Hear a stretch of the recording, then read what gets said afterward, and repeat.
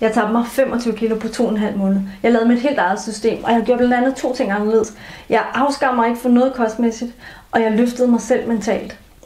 Det er 4 år siden, og alle de ting, de kom bare ind på min ryggrad, så det er ikke noget, jeg tænker over i dagligdagen for at kunne holde min vægt. Det ændrer mit liv fuldstændig. Måske tænker du 25 kilo på 2,5 måneder, det vil jeg også. Det kan du også godt. Måske kender du også til det med at udskyde og gøre noget godt for dig selv. Sådan havde jeg det i hvert fald. For 6 år siden, der blev jeg gravid. Vi havde prøvet i 8 år, og jeg følte mig bare lykkelig. Måske tænker du, at graviditet det er ikke relevant for dig. Jo, hvis du har et ønske om at tabe dig, eller hvis du kender til det med at udsætte dine egne behov, så er det her relevant for dig. Min drøm om kernefamilie, den var blevet opfyldt, og jeg var så lykkelig. Vi flyttede i hus, og vores søn han kom til verden, og så vendte det hele.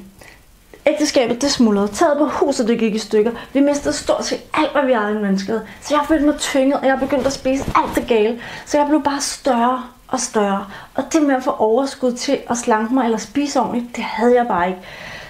Maden den fyldte et eller andet tomrum, og det gjorde bare, at jeg fik det fysisk mere og mere dårligt. På et tidspunkt, så kunne jeg ikke længere udsætte at gå til lægen, og det blev så til en række af lægebesøg. Og en af gangene, der havde jeg fået en ven til at gå rundt med min søn i barnevogn, og hele vejen hjem, jeg kan slet ikke huske, hvad vi snakkede om. Og da jeg kommer hjem og lige har et øjeblik med min søn, så sætter jeg ham foran sofaen, så jeg lige kan slappe lidt af. Og så rejser han sig op og kommer med det dejligste smil til mig.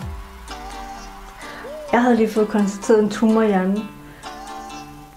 Jeg har slet ikke været lykkelig i hans liv, og jeg blev så sur på mig selv. Skulle han nu vokse op uden en mor, fordi jeg ikke havde passet godt nok på mig selv?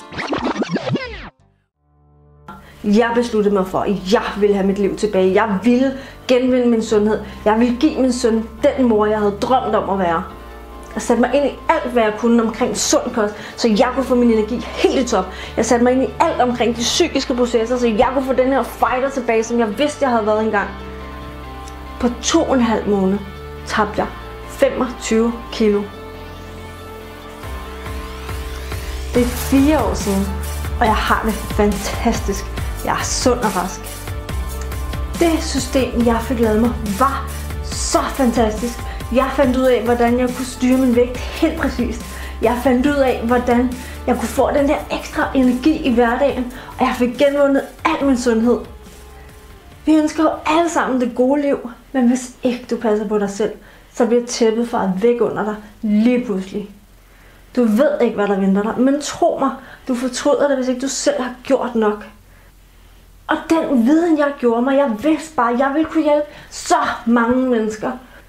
Det første skridt mod sundhed er vægttab.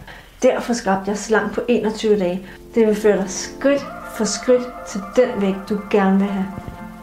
Så hvis du gerne vil tabe dig, om du er mand, kvinde, om du har mange kilo eller få kilo, om du er i god form eller i dårlig form, så er det her den bedste gave, du kan give til dig selv.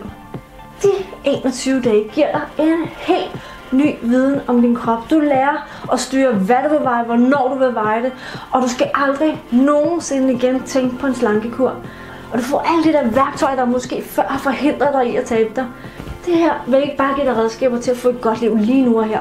Det her vil give dig redskaber til at få et godt liv resten af dit liv. Jeg har gjort det her med tanken om, at jeg ønsker at lave en positiv forskel i dit liv. Og hvis ikke du inden for de første 30 dage er tilfreds med det her, så refunderer jeg hele beløbet. Køb programmet og start allerede i dag. Du vil blive overrasket over, hvor hurtigt det kan gå, og hvor stor indflydelse det vil have på dit liv.